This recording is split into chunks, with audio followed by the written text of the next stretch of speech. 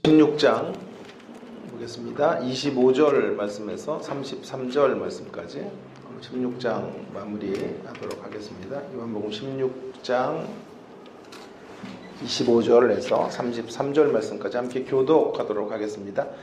제가 먼저 25절을 읽습니다. 이것을 비유로 너희에게 일렀거니와 때가 이르면 다시는 비유로 너희에게 이르지 않고 아버지에 대한 것을 밝히 이르리라.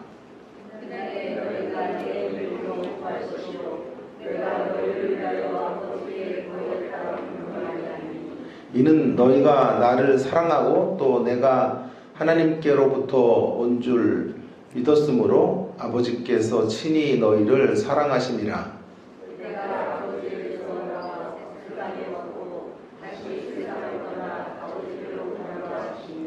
제자들이 말하되 지금은 밝히 말씀하시고 아무 비유로도 하지 아니하시니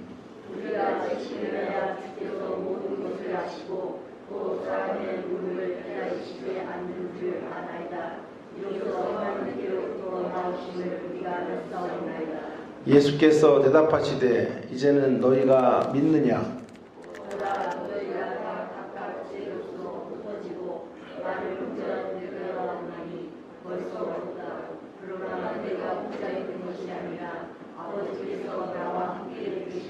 함께 읽습니다.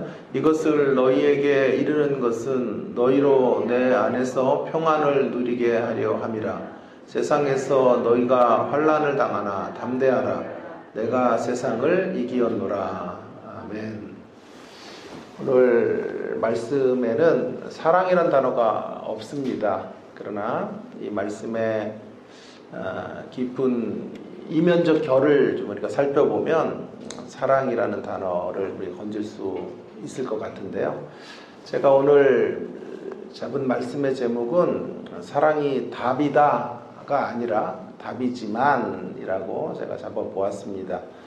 사랑이 답이라고 하는 것을 부인할 수 있는 사람은 없지요. 감히 저같이 부족한 사람이 누구라고 신앙의 핵심인 사랑을 시비를 걸 수 있겠습니까? 사랑에 대해서 결코 누구도 시비를 걸 수는 없어요. 그러나 사랑에 대하여 토를 달 수는 없지만 사랑이 답이라고만 생각해서는 안 되고요. 한번 이 문제에 대하여 사랑이 답이라는 명제를 부정할 수는 없어도 중요한 것은 그 사랑이 정말 답인가? 아니, 사랑이 어떻게 답이 되는가? 의 문제를 한번 되짚어 볼 필요는 있다고 생각해요. 그러니까 사랑이 답인데 사랑이 답이라고만 말하지 말고 어떤 사랑이 답이 될까? 이 물음에 대해서 좀 답하기를 원합니다. 오늘 본문에 이제 그런 답이 있다고 저는 생각을 하는 것이죠. 그래서 먼저 사랑이 답이다라는 문제에 대해서부터 한번 생각을 해보도록 하겠습니다. 제가 굳게 믿고 있는 사실 중에 하나는 사랑이 답이죠. 철들지 않은 사람들 변화시키는 가장 확실한 길은 사랑입니다. 사랑. 채찍과 징계의 방식으로는 사람의 외적인 행동을 제어할 수 있고 바꿀 수 있을지 모르지만 내면의 동기를 바꿀 수 없어요. 매를 가지고 내면의 동기, 벌을 줘서 내면의 동기를 바꾼다라고 하는 것은 거의 불가능합니다. 마음을 바꾸고 속사람을 다시 새롭게 하기 위해서는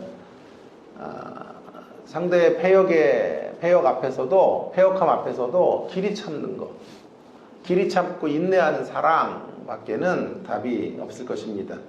그 사랑 안에서만 새 심줄보다 더 강력한 우리의 자아가 깨어지게 되는 것이죠. 이렇게 볼 때 사랑이 답이라고 하는 명제는 진리입니다. 누구도 흔들 수 없는 만고불변의 진리라고 생각해요. 사랑이 답이라고 하는 사실, 그 흔들림 없는 명제를 사실 실천하기는 굉장히 어렵지만 그 실천이 어렵기 때문에 사랑이 답이라는 진실마저도 흔들 수는 없어요. 실천이 어렵고 사랑의 수고의 길들이 험난하지만 그것 때문에, 그 어려움과 그 험난한 수고 때문에 사랑이 답이라는 진실마저도 외면할 수는 없다라고 생각해요. 사랑이 답이라는 사실을 입증하는 증인은 뭐니 해도 우리 자신들이에요. 우리가 주님께 어떤 사랑을 받았는지, 어떤 사랑으로 피어오르게 된 존재들인지 하는 것을 우리가 깨닫게 된다면, 상대를 향한 아무리 힘든 사랑의 가슴 알이라고 해도 우리는 또 사랑을 선택하며 살아갈 수밖에 없고요. 그렇게 살아가야 한다라고 생각합니다. 오늘 사랑이 답이라고 하는 것을 반증하기 위해서 25절부터 27절까지 말씀을 좀 들여다보면요. 사랑이 답이라고 하는 것을 반증이라도 하듯 오늘 주님은 사실은 이 말씀은 계속 어떤 이제 이야기 흐름 속에서 나오는 것인고 하니 주님이 떠나실 것이다. 그리고 제자들은 홀로 남겨질 것인데 그 홀로 남겨지는 자리가 버려짐의 자리가 아니라는 거예요. 복된 자리라는 거예요. 복된 자리. 내가 떠나는 게 유익이고 떠남으로 너희에게 진정한 의미의 새 시대가 경험되어지고 누려지고 적용되어질 것이다. 그러니 두렵고 떨림으로 남겨진 자리들을 염려할 필요 없다. 그런 말씀으로 주님 지금 이 말씀을 계속 이어가고 계시는 것이거든요. 그렇기 때문에 마지막 떠나가는 자리에도 주님은 제자들을 향한 염려하는 사랑, 그분의 진한 사랑을 여기서 지금 드러내고 있는 거예요. 사랑이 발로가 되어 주님 계속해서 내가 떠나는 게 너희에게 진정한 유익이 될 터니 두려워하거나 좌절하거나 낙심하지 말아라, 부탁한다, 이런 말씀을 드리고 있는 거죠. 예수님은 새 시대를 여신 분이십니다. 이제 예수님이 여신 새 시대는 또 다른 차원의 새 시대와 연결이 돼요. 성령이 오시고 예수님은 떠나시고 성령이 오셔서 예수님이 열어놓으신 새 시대는 더 구체화될 거예요. 더 현실화될 거예요. 성령의 시대와 함께 새로운 시대가 만개하게 될 것이다 라고 하는 것인데요. 그런 변화, 새로운 시대가 도래했고 그 새로운 시대가 이제 만개하게 되는 차원으로 가는 변화에 두 가지 변화가 있을 것임을 거론하고 계세요. 여기 본문에서. 첫 번째로는요, 예수님이 가시고 성령의 새 시대가 만개하게 되면 가르침이 바뀔 거예요. 가르침이. 25절에 보시면 25절에 이것을 비유로 너희에게 일렀거니와, 지금까지는 주님 비유로 주로 말씀하셨고, 그러나 이제는 비유로 너희에게 이르지 않고 아버지에 대하여 밝히 이르리라. 비유라고 하는 건 아무래도 간접적 깨달음의 방식이에요. 그러나 이제 보다 더 직접적인 방식으로 예수님의 십자가와 부활의 사건들을 목도하고 난 후에 성령이 오시고 나면 예수님이 이루신 모든 구속사역이 이제 성취가 되는 국면에서는 이제 더 이상 은유적으로 비유적으로 말씀하실 이유가 없는 거죠. 성령께서 직접적으로 제자들이 목도한 것들에 대하여 짚어주시고 알게 하시고 깨닫게 하시는 그런 시대가 이제 도래할 것이기 때문에 내가 떠나는 게 유익이고 내가 떠남으로 만개되어질 새 시대에는 가르침이 바뀌게 될 거다, 이런 말씀을 하고 계시는 거죠. 또한 계속 이어서는 다시 한번 기도에 대해서 언급하시고 계시죠. 그래서 새 시대에 걸맞는 기도의 패러다임에 대하여 이제 말씀하시는데 26절을 한번 좀 보시면, 그날에 너희가 내 이름으로 구할 것이요. 그 다음이 조금 어려운 구절인데, 내가 너희를 위하여 아버지께 구하겠다 하는 말이 아니니. 이게 무슨 말일까? 아버지께 우리를 위해서 구하시는 중보자이신데, 이런 구절을 보면 내가 아버지께 구하겠다는 말이 아니다 라고 말씀하시니까, 자칫 잘못하면 중보자직을 그만두시겠다는 뜻인가 이런 뜻으로 들리게 되는데요. 그러나 결국 그런 말씀이 아니고요. 이제 성령이 오셔서 새로운 시대가 구체화되고 새로운 시대가 활짝 열리게 되면 이제는 직접 아버지에게로 나아가서 기도할 수 있게 될 것이다 라고 하는 거기에 방점을 지금 찍고 있는 말씀이죠. 예수님께서 아버지께 직접 나아가서 풍성한 교제를 나누시는 것처럼 또한 성령께서 오셔서 이제 제자들로 하여금 예수의 이름으로 아버지께 직접 나아갈 수 있는, 그래서 예수의 이름을 붙들고 아버지와 직접 교제하고 소통하는 그런 기도의 새로운 패러다임의 역사들이 펼쳐지게 될 것이다 라고 말씀하고 계세요. 자, 다시 이런 말씀들이 내용적으로는 이 두 가지 내용이지만 의도는 뭐냐면 위로예요. 위로. 새 시대가 도래할 것이고 내가 떠남으로 새 시대가 이렇게 올 건데, 그래서 이런 변화들이 있을 테니까 이것이 너희들에게 득이 되는 거지 독이 되는 게 아니다, 내가 떠나는 게, 말씀하시면서 이제 예수님이 떠나가는 자리에 낙심이 찾아올 것인데 그런 낙심을 극복하는 제자들이 되기를 원하시는 주님의 사랑의 모습들을 보게 되는 거죠. 절대로 놀라지 말라라고 하는 걸 신신당부 또 당부하고 계시는 거죠.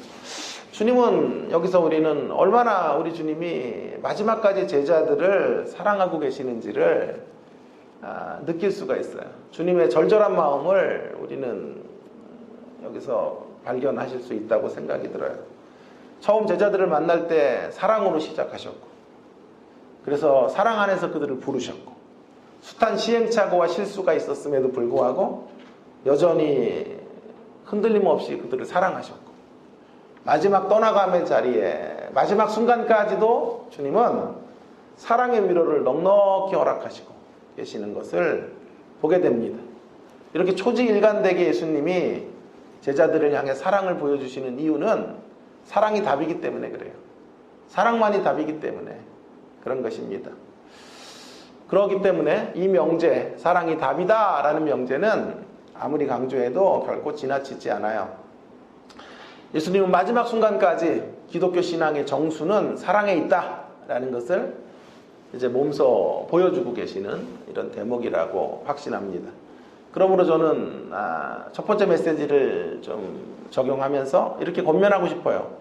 어느 영화 대사처럼 결코 사랑 없이 여행을 떠나지 마세요. 우리의 인생길 결코 사랑 없이 여행을 계속해 가지 마시기를 바랍니다. 사랑의 가시로 찔려 때로 아플지라도 우리가 다시 일어서야 되는 길은 사랑받는 것이고 사랑을 주는 길, 그것이 답이다 라고 강력히 외치고 싶습니다. 자, 이제 두 번째 이야기를 조금 하려고 하는데요. 지금까지 사랑이 답이다 라는 말씀을 드렸어요.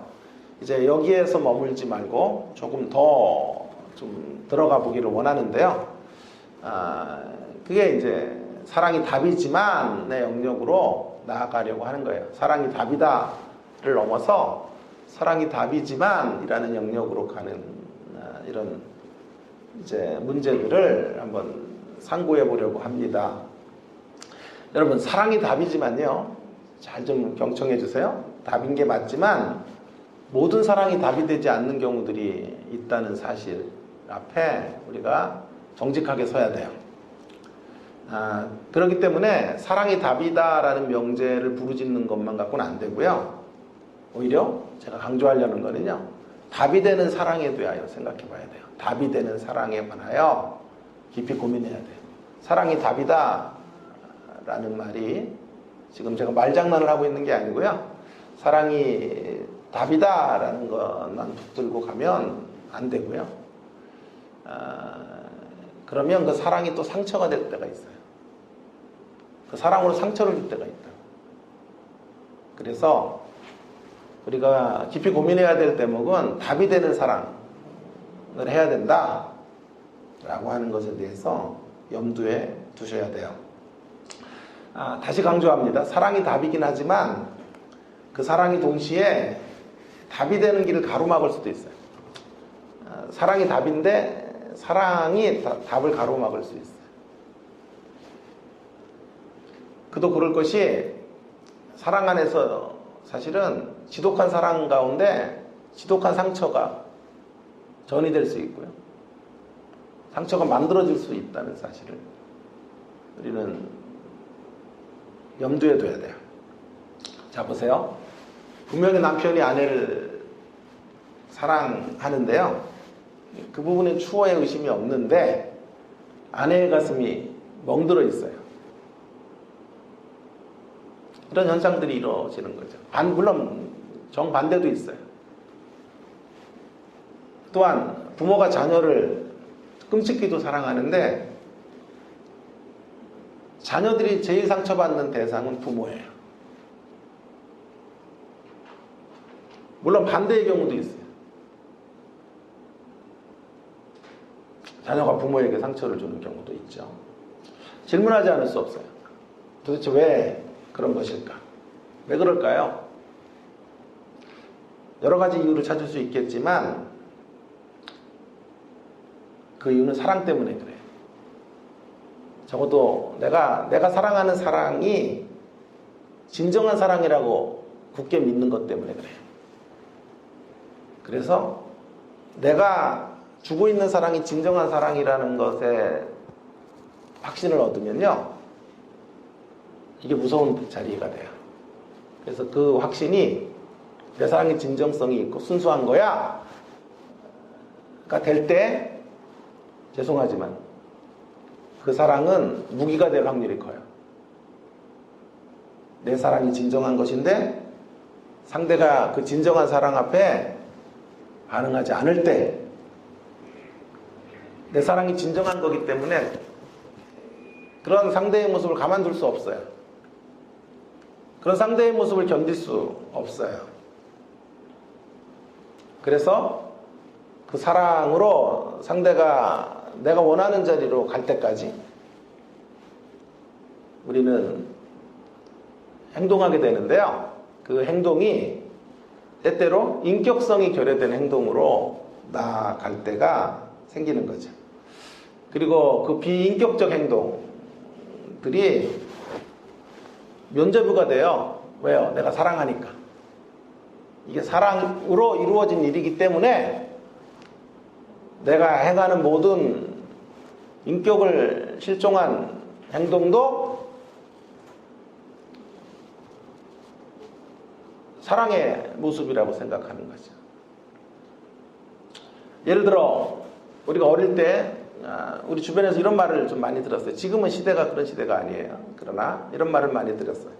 사랑하니까 때리는 거야. 이런 말들을 많이 했죠. 많이 들었죠.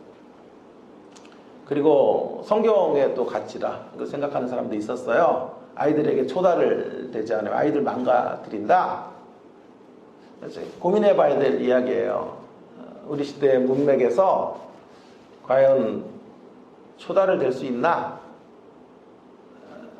매를 때려야 되나? 이런 문제들 굉장히 쉽지 않은 주제거든요. 근데 우리는 늘 사랑이라는 이름을 앞세워서 매를 때리는 것은 가능하다, 이런 식의 정답들을 내놓았단 말이에요. 사랑이라는 이름으로 상대를 얼마든지 때릴 수 있는 거죠. 그때에도 자신이 사용하고 있는 사랑의 방식 같은 걸 제고하지 않아요. 사랑의 방식에 대한 성찰이 없어요. 사랑이면 되는 거죠. 왜 그럴까요? 내 사랑이 진실하기 때문이에요. 우리가 가지고 있는 사랑의 진실성이라고 하는 것 때문에 죄송하지만 사랑할수록 상처가 될 수 있어요. 오늘 조금 추상적이죠. 좀 어렵죠. 예상을 했는데 더 처참하네요. 지금 표정들은요. 자, 이 문제에 대해서 한번 좀 곰곰이 생각해 보면 좋겠어요. 오늘 본문으로 다시 들어와 볼게요. 자, 오늘 본문이 놀라운 대목은 제자들을 향한 주님의 이 절절한 사랑의 이야기. 염려하지 마. 내가 떠나는 게 유익이야. 가르침도 바뀔 거고 기도도 바뀌는 새로운 시대가 올 거야. 그렇게 얘기를 하자 말씀하시자 28절부터 보시면 28절에 내가 아버지에게서 나와 세상에 왔고 다시 세상을 떠나 아버지께로 가노라 하시니, 이제 제자들의 반응이 나오는데 29절에서 이제 밝히 말씀해 주시니까 알겠습니다. 그렇게 이야기를 하거든요. 30절에 보면 우리가 지금에야 주께서 모든 것을 하시고 또 사람의 물음을 기다리지 않은 줄 아시나이다. 이로써 하나님께로 나오심을 우리가 믿사옵니다. 이제 알겠고 이제 믿을 수 있겠습니다. 이렇게 대답한 거예요. 이런 속담이 지금 적중한 거죠. 소담께 3년이면 풍어를 읊는다 라는 속담이 현실이 되고 있는 거죠. 이제 알겠습니다. 이제 주님이 뭘 말씀하시는지 알겠고 주님이 하나님과 같은 분이심을 이제 믿겠습니다. 이렇게 대답을 제자들이 한 거예요. 자, 이제 이 제자들의 대답 앞에 주님의 응답은 어떤 것이었을까? 언뜻 생각하면 칭찬을 아끼지 않으실 것 같은 이런 답이 되돌아올 것 같은데, 우리 예상을 깨는 말씀이 이제 나와요. 우리의 기대와는 달리 예수님은 제자들이 이렇게 이제야 깨달았다, 이제야 믿을 수 있을 것 같다 라고 말씀하시자 주님 뭐라고 말씀하세요? 31절에 예수께서 대답하시되 이제는 너희가 믿느냐. 그리고 이제 32절이 매우 중요한데요. 32절 말씀을 한번 중요하기 때문에 같이 한번 읽어볼게요. 32절 시작. 보라, 너희가 다 각각 제 곳으로 흩어지고 나를 혼자 둘 때가 오나니 벌써 왔도다. 그러나 내가 혼자 있는 것이 아니라 아버지께서 나와 함께 계시느니라. 여러분, 이 말씀이 조금 이상하다는 대목을 한번 발견해 보시면 좋겠는데요. 자, 매우 이상한 말씀 중에 하나예요. 주님이 지금 이제 알겠습니다, 이제 깨달았습니다, 이제 믿습니다 그랬더니, 그래 믿느냐 하신 후에 너희들이 나를 버릴 것이다, 나를 홀로 내버려 둘 것이다. 십자가의 길 혼자 지고 가시잖아요. 그런 일들이 벌어질 것이다. 그 다음이에요. 그 다음. 벌써 그때가 왔다. 이제 코앞이다 십자가가. 이런 뜻인데, 너희들이 나를 배신할 때가 지금 곧 이루어질 것이다 라고 말씀하시는데, 그 다음에 예수님의 반응이 참 신기한 대목인데요. 그 다음에 예수님 뭐라고 말씀하세요? 만반의 준비가 됐구나. 니들이 나를 버릴 모든 준비를 마쳤구나. 도대체 얼마나 더 사랑하고 얼마나 더 너희들을 향해 기다려줘야 돼 이것들아. 언제 철들래? 이렇게 내가 너희들 사랑해줘도 언제 반환점 돌아? 그렇게 말씀하셔야 되지 않아요? 그런데 그 다음 구절이 저를 사로잡았어요. 그 다음 구절을 읽다가 제 두 눈가에서 눈물이 촉촉히 젖어들었어요. 나를 혼자 올 때가 오나니 벌써 왔도다. 그러나 내가 혼자가 아니다. 아버지께서 나와 함께 하느니라. 이게 무슨 말씀일까요? 무슨 말씀을 하려는 거예요 지금? 예? 느껴보시라고요. 지금 왜 이런 말씀 하시는 거예요? 미래에 그들이 조금 있으면 그들이 주님의 사랑에도 불구하고 주님 버릴 건데, 야 진짜 해도 너무한다 인생들아. 어떻게 이러니?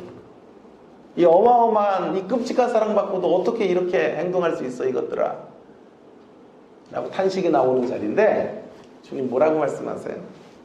얘들아 염려하지 마. 니들이 나 버리는 거에 대하여 죄책감 갖지만 나는 괜찮아.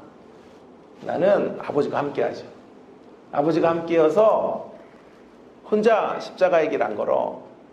주님과 동행하고 아버지와 동행하며 이 길 걸어갈 테니 아무 염려하지 말거라.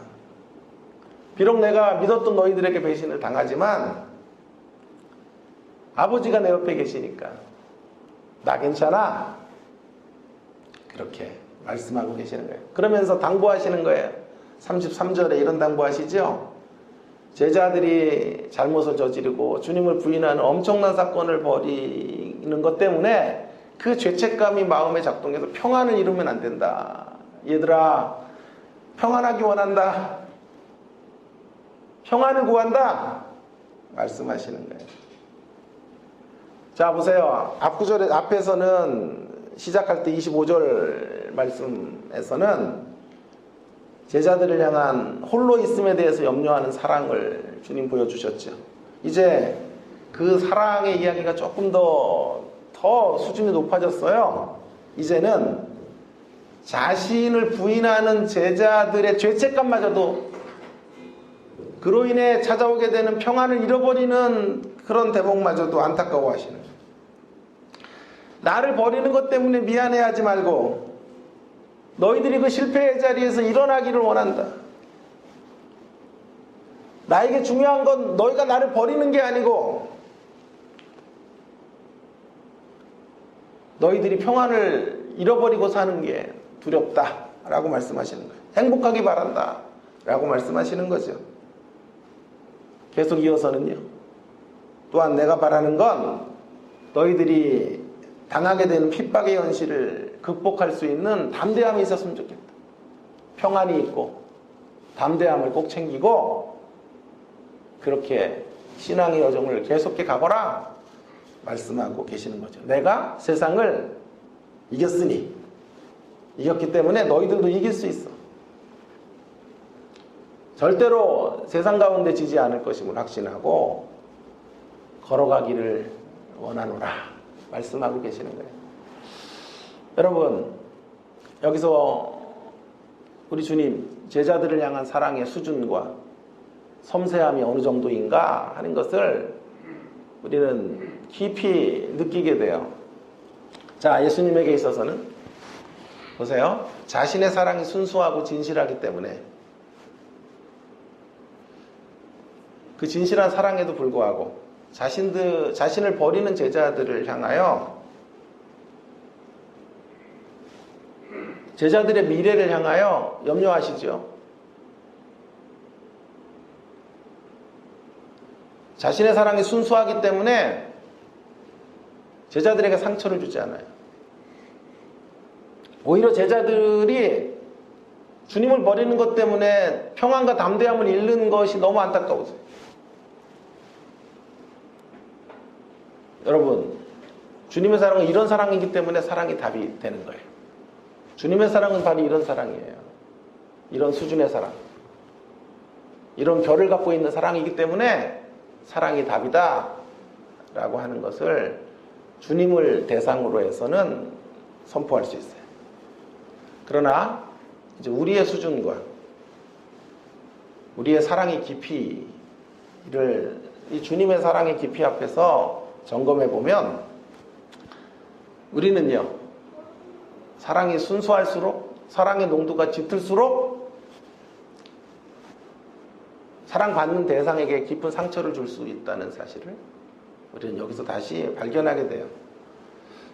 다시 말해요. 내가 누구를 진짜 사랑하는데 상대가 나의 기대를 계속 깨트리고 오늘 제자들처럼 주님을 부인하는 것처럼 내가 줬던 사랑에 대하여 사랑 반대편으로 흘러가고 일종의 배신의 모습들로 서고 그렇게 흘러가게 될 때 사랑을 준 사람이 상처를 받죠. 인격적 관계니까. 상처 엄청 받아요. 내가 사랑 줬는데 그 사랑을 내동댕이 칠 때 상처받아요. 예수님도 상처받았죠. 근데 더 큰 상처를 누가 받냐 하면 그 사랑을 외면한 사람이 더 큰 상처를 받아요. 그 사랑에 대하여 제대로 반응할 수 없는 그 상대가 깊은 자괴감에 빠져요. 죄책감에 빠져요. 오늘 본문의 제자들이 바로 그런 주님을 부인하는 것으로 제자들이 바로 그런 상처를 받을 수 있는 거예요. 그래서 주님의 사랑은 어디까지 가냐 하면 미래의 제자들이 갖게 될 죄책감마저도 사랑해요. 그 죄책감의 자리조차도 안타까워하시고, 그 대목에 대하여 주님은 고민하고 계시는 거예요. 그래서 그것 때문에, 너희들이 나를 부인한 것 때문에, 그것이 너희에게 다시 아픔이 되지 않기 원하고, 그것이 너희들에게 이런 사랑을 내가 주님에게, 이런 순수한 사랑을 받았음에도 주님을 부인하는 자리로 떨어질 수밖에 없었던 것들이 너희들에게 괴로움과 통증이 되지 않기 바란다. 끝까지 평안할 수 있기 원하고, 이 땅을 사는 동안에 담대할 수 있기를 바란다 라고 말씀해주고 있는 거죠. 나를 진심으로 사랑하는 것을 알면서 그것에 내가 부응해 가지 못하는 미안함이 우리에게 있어요. 그죠? 주님 우리를 사랑하시는데 우리 철들지 못하잖아요. 철든 아들을 못 사니까 상처를 드리기도 하지만 우리가 상처가 되었기에 왜 이렇게밖에 못 사나 죄송하고 송구하고 깊은 죄책감 같은 것들. 그래서 그런 게 너무 괴로우면요, 교회 생활도 못하겠다. 기도가 이런 몰골로 무슨 기도를 해. 이런 자리로 떨어질 확률도 매우 높은 거죠. 우리 안에도 주님의 순수한 사랑 앞에 반응하지 못하는 상처가 있기 때문이죠. 주님은 바로 그런 우리의 모습들조차도, 그런 우리의 미래의 실패의 모습조차도 보듬어 안고 가시려고 하는 순결한 사랑, 진정한 의미의 사랑이 우리 주님에게 있다는 것을 오늘 본문은 우리에게 노출하고 있는 거죠. 여러분, 예수님의 사랑은 이면에서 정리하면요, 순수한 100% 이타적 사랑이에요. 자기중심성이 하나도 없는 타자중심성, 절대적인 타자중심성의 사랑으로 사랑하시는, 부인을 당하는 분은 자신이신데, 배신을 당하는 분은 예수님인데, 배신하는 제자들이 서 있게 될 그 자리까지 사랑하시는 사랑. 버림받으시면서도 버리는 사람들에게 찾아올, 주님을 버리는 제자들의 마음속에 찾아오게 될 훗날의 죄책감, 그 죄책감으로 인해 평안을 잃어버리는 모습, 죄책감으로 인해 담대함을 향하여 가지 못하고 주저하게 되는 그런 모습들을 염려하시는 사랑. 그 사랑으로 우리를 대하시는 분이죠. 이 사랑이 주님의 사랑이기 때문에, 이 주님의 사랑을 만나면 촛불 앞에 촛능이 녹아내리듯 이 주님의 사랑이 터치하면 이 땅의 모든 인생들은 반환점을 돌게 되는 거예요. 변화가 생겨지게 되는 것이죠.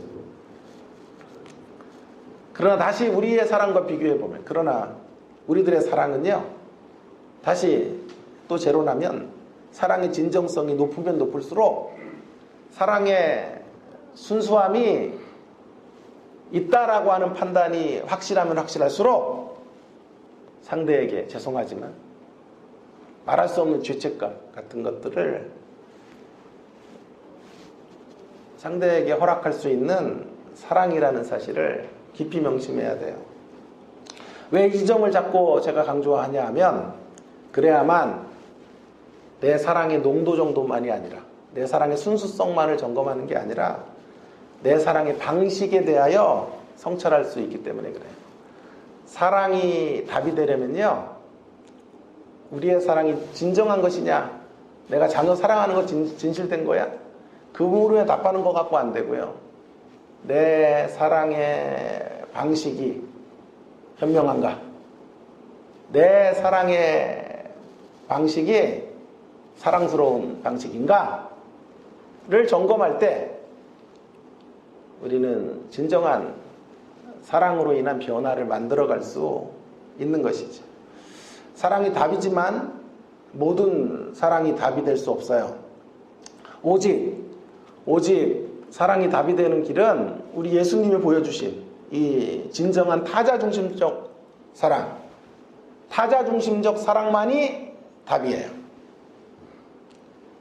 아직 제자들이 주님을 부인한 상태는 아니지만 미래에 있을 주님을 부인함으로 갖게 될 그들이 떨어지는 자리마저도 사랑하시는 사랑, 그들이 떨어질 죄책감의 자리마저도 보듬어 안고 가시려는 그 사랑, 그래서 그들에게 평안을 요청하고 그들에게 강건함과 담대함을 당부하시는 주님의 사랑.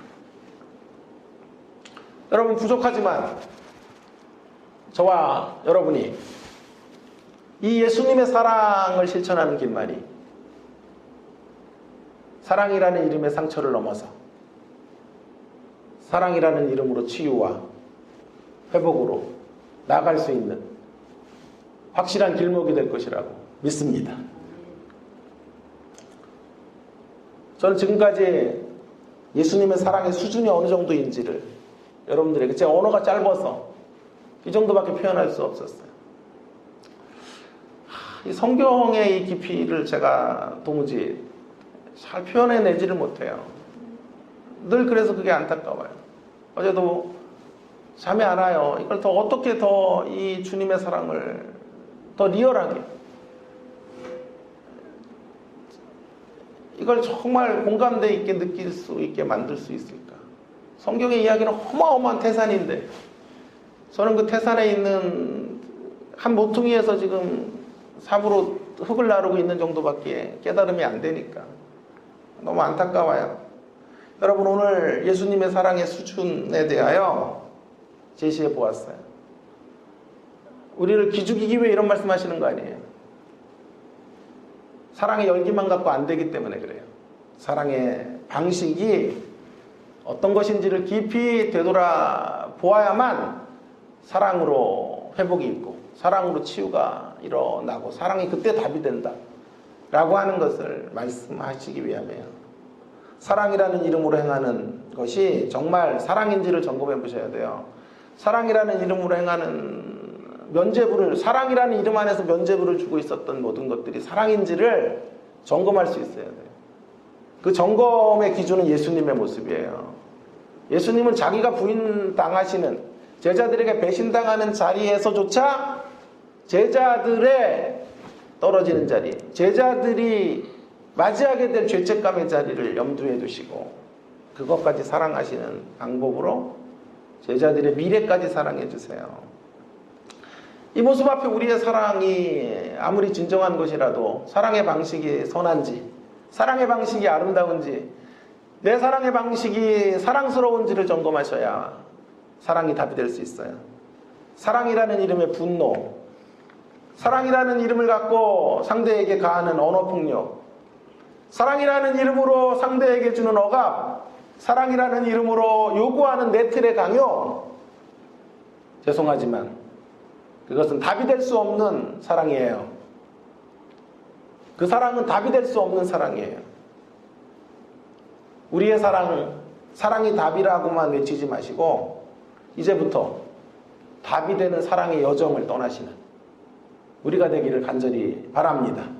그 사랑의 수준과 경지가 너무 높아서, 예수님의 이 사랑의 수준과 경지가 너무 높아요, 사실. 그래서 따라가기가 버거워요. 인간이기에 우리는 안 돼요.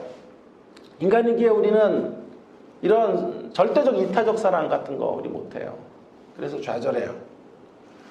그러나 저는 주님의 사랑의 수준이 높기 때문에 그 어느 종교나 그 어떤 담론에서도 어떤 가르침에서도 발산할 수 없는 사랑의 깊이와 넓이와 폭과 사랑의 그 질이 있기 때문에 저는 오늘도 그래서 힘들지만 이 길을 닮아가는 게 어렵지만 그러나 그렇기 때문에 기독교를 저는 믿을 만한 종교라고 생각하는 사람이에요. 제가 그런 얘기를 했죠. 러셀의 이야기를 한번 한 적이 있어요. 나는 왜 기독교인이 아닌가? 라는 책을 썼어요. 그 책에 이런 말이 있어요. 도무지 지킬 수 없는 명령들을 성경 안에 가득해놨다.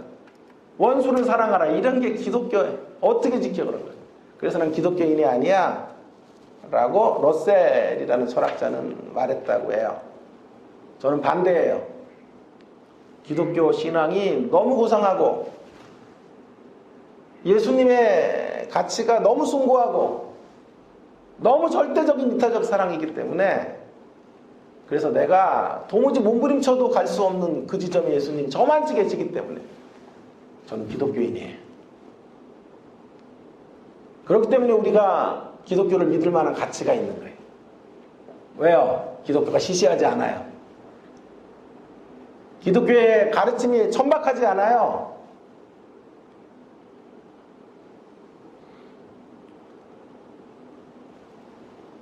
기독교의 진리가 얼마나 고상한지를 보여주고 싶은 사람으로 살고 싶어요. 그게 제가 설교하는 이유 중에 하나예요. 그러다가 기독교 방송 같은 거 보면 절망이 밀려와요. 옆에 불교 방송도 있고 평화 방송도 있는데 그 양반들은 수준이 높다고 그래도 알아들을 수 없어도 이 스님들이 뭐 깊은 깨달음을 얘기한단 말이에요. 신부님들 얼마나 깊은지 몰라요. 제일 천박한 사람들 기독교 목사들이에요. 우리 교단에 어떤 분은 막 이렇게 교회 가요. 이렇게 막 앞에 가요. 전등이 막 돌아가요. 이분 옛날에 카바레 출신 하다가 목사 된 거예요. 그래가지고 한 시간씩 그거예요. 성도들하고 막 이거 춤추고 앞에서 화장을 얼마나 짙게 하는지, 무용수같이 화장하고 나와서 그거 해요. 근데 성도들이 미어 터져요, 교회 안에. 그리고 그 천박한 수준의 복음을 기독교 방송에서 전하고 있어요. 그래, 기독교가 매력이 없죠. 성경은 이렇게 도달할 수 없는 이 높은 경지의 기독교 신앙, 우리 한 생에 달려가도 다 이루어낼 수 없는 이 높은 가치들을, 이 높은 엄청난 사랑의 이야기를 하고 있는데, 그 천박하고 그 가볍고 깃털만큼 가벼운 진리들을 전하면서 기독교 신앙의 이름으로 우리가 교회 생활을 하고 있는 거예요. 저는 분명히 믿습니다. 성경이 내가 범접할 수 없는 진리를 담아내고 있기 때문에 저는 기독교인이에요. 그리고 저는 기독교인으로 살 거예요. 그리고 후회가 없어요. 제가 선택한 이 길에 대한 후회가 없어요.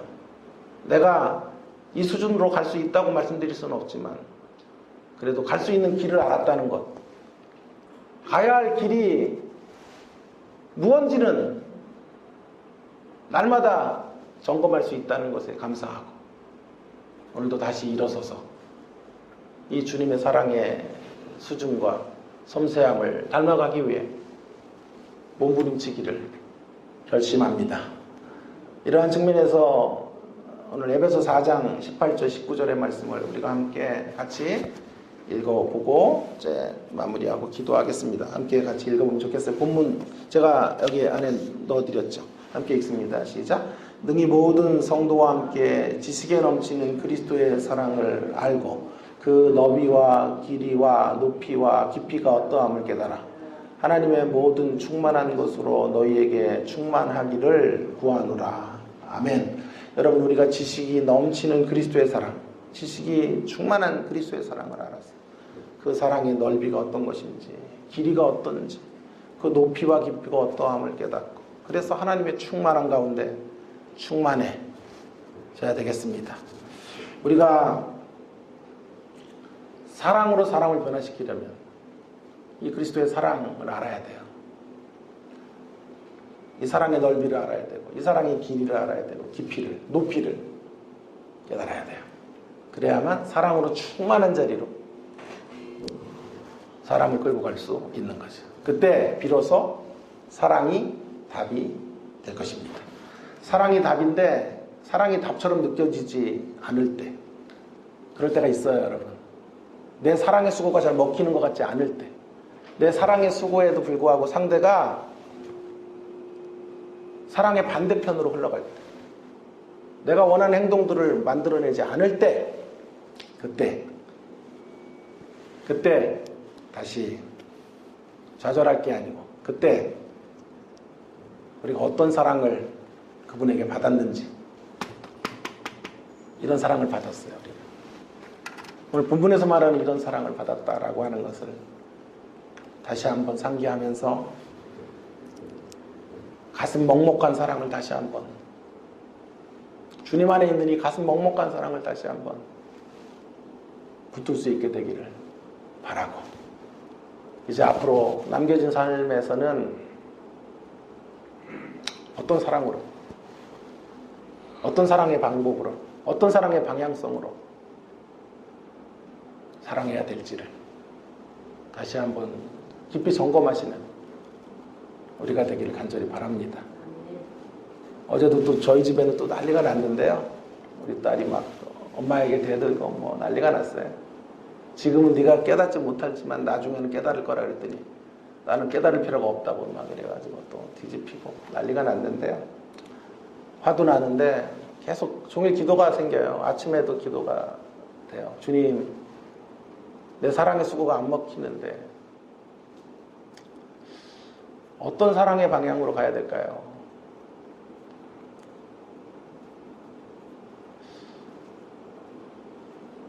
어떤 사랑의 방식을 선택해야 할까요? 끝까지 그 사랑의 방식을 붙들고 갈 수 있도록, 주님의 사랑의 방식을 붙들고 갈 수 있도록 은혜를 주십시오. 기도하는데 아침에 또 혼자 부응해하고 눈물을 쏟고 이렇게 여러분 앞에 서게 되었습니다. 기도하십시다. 우리 사랑이 답이 되도록 우리 사랑하십시다. 그게 답이에요. 네? 사랑이 답이 되도록 사랑하는 것. 사랑의 순수성만을 내세우지 말고 사랑의 방식에 대해서 고민하고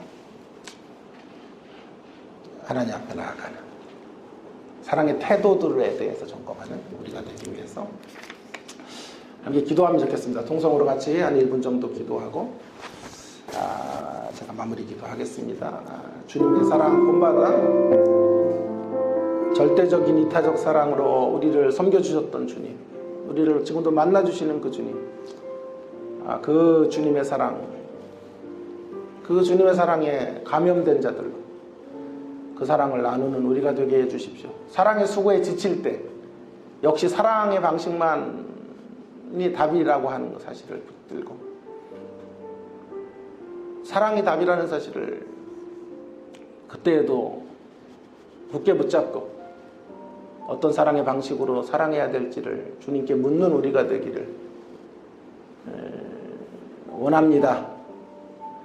동성으로 우리 그런 기도를 하나님 앞에 함께 드리고 마무리하겠습니다. 기도하십시다. 하나님 아버지 은혜를 감사합니다. 오늘도 저희들에게 참 귀한 말씀을 주시고 하나님 은혜를 주시고 주님의 사랑의 수준이 어떤 것인지, 주님의 사랑의 결이 어떤지, 주님의 사랑의 깊이와 넓이, 하나님 길이를, 높이를 하나님 알게 하셔서 감사합니다. 그리스도의 사랑이 어떻게 충만한지, 하나님 그 충만한 사랑으로 어떻게 우리를 사랑하셨는지를 하나님 오늘도 다시 한번 발견하게 해주시기 원합니다. 하나님 사랑이 답이라고만 말하지 말고 답이 되는 사랑을 향하여 주님 끝까지 나아가는 우리가 될 수 있게 해주시기를 원합니다. 하나님 아버지 우리 자신들을 날마다 되돌아보며 하나님 아버지 내 사랑의 진정성과 진실성만을 하나님 강론하지 말게 하시고 내 사랑의 방법과 내 사랑의 태도와 하나님 아버지 내 사랑의 형태를 고민하는 우리의 모습들이 될 수 있도록 인도해 주시기를 간절히 원합니다. 하나님 도와주시고 하나님 아버지 그 숭고한 주님의 사랑을 받은 자로 다시 일어서게 하시고 그 사랑을 나누는 가슴 먹먹한 사랑을 주님 아는 자들로 깨달은 자들로 그 가슴 먹먹한 사랑을 전하는 주의 역사의 통로가 되도록 주님 도와주시기를, 주님 은혜를 베풀어 주시기를 간절히 원합니다. 함께하여 주시옵소서. 하나님 아버지, 오늘도 저희들에게 너무도 소중한 생명의 말씀 주셔서 감사합니다. 사랑이 답입니다 라는 명제만을 붙들고 살아가지 않게 하시고, 사랑이 또 답이 될 수 없는 깊은 상처를 만드는 자리가 또 사랑의 자리일 수도 있다는 사실들을 다시 점검하며 주님이 어떻게 우리를 사랑하셨는지, 그 가슴 먹먹한 주님의 사랑 앞에 다시 서는 저희들 되게 해주시기를 간절히 원합니다. 우리를 사랑하시되 우리의 미래의 실수마저도 사랑하시고, 우리가 주님을 부인하고 늘 탕자처럼 살아가는 그 자리에서 갖게 될 좌절과 그 자리에서 안게 될 죄책감마저도 안타까워하시며 우리를 사랑하시는 그 사랑, 그 사랑으로 우리가 주의 자녀가 되었습니다. 오늘도 그 사랑을 받고 있습니다. 주님, 사랑의 수고가 힘들 때, 사랑의 수고로 지칠 때 주님의 이 사랑을 다시 한번 굳게 붙잡고 일어서는 저희들이 되게 해주시기를 간절히 원합니다. 우리의 사랑의 순수성과 진정성만을 외치지 말게 하시고, 우리의 사랑의 형태와 우리의 사랑의 방식과 우리의 사랑의 태도가 정말 사랑스러운지를 하나님 다시 점검하며 주 앞에 사랑의 사람들로 다시 세움받을 수 있도록 인도하여 주시옵소서. 사랑은 오래 참고 라고 말씀하셨습니다. 주님이 우리를 향해 참으시듯 우리도 그렇게 인생들을 향하여 오래오래 기다리고 참고 인내하며 반환점을 돌 때까지 지치지 않는 사랑으로 상대를 섬기고 기다려주는 저희들의 모습들이 되게 하여 주시옵소서. 우리의 결단으로는 이룰 수 없습니다. 이 높은 수준의 경지로 나아갈 수 없습니다.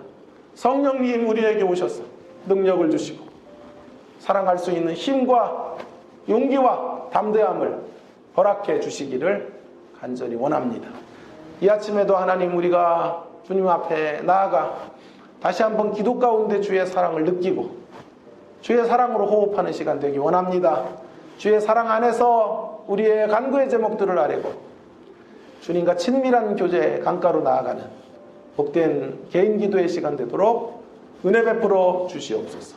주일에 있을 예배 위에도 하나님 함께 하시고 부족한 저에게 성령의 기름 부음을 주셔서 하나님의 말씀에 신실한 대언자로, 통로로 아름답게 쓰여지게 하시고, 말씀이 영혼들을 새롭게 하고 심령들을 깨트리는 귀중한 말씀이 되도록, 그런 예배가 되도록 주일 예배를 주 앞에 올려드리오니 역사하시고 이끄시고 인도하여 주시옵소서.